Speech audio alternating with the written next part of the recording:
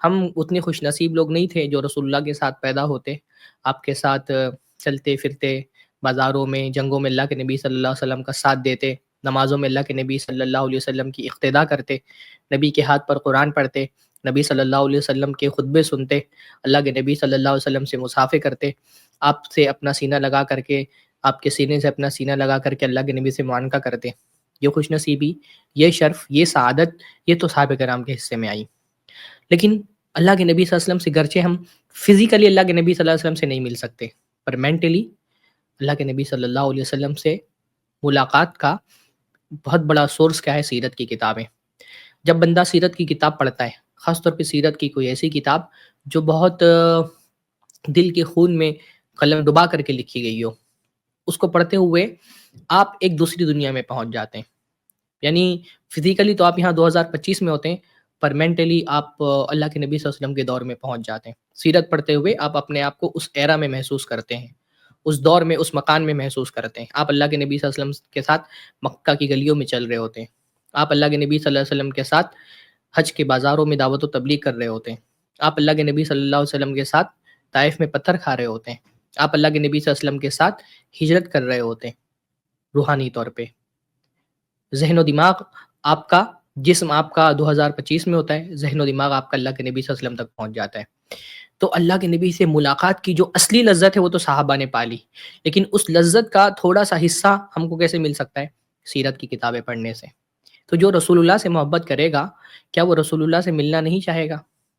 جو رسول اللہ سے ملنا چاہتا ہے اس کو کیا کرنا چاہیے؟ اس کو اللہ کے نبی صلی اللہ علیہ وسلم کی سیرت پڑھنی چاہیے۔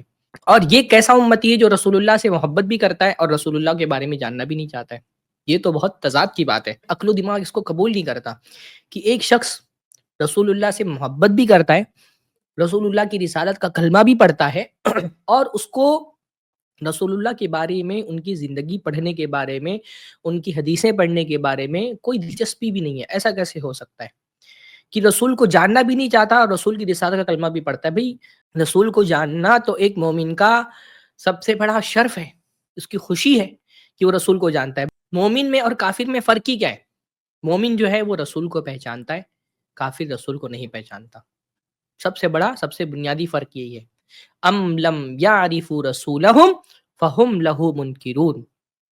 اللہ تعالیٰ نے کافروں کے بارے میں، مشرکوں کے بارے میں یہ فرمایا ہے کہ یہ رسول کو نہیں جانتے، اس وجہ سے رسول کا انکار کر رہے ہیں۔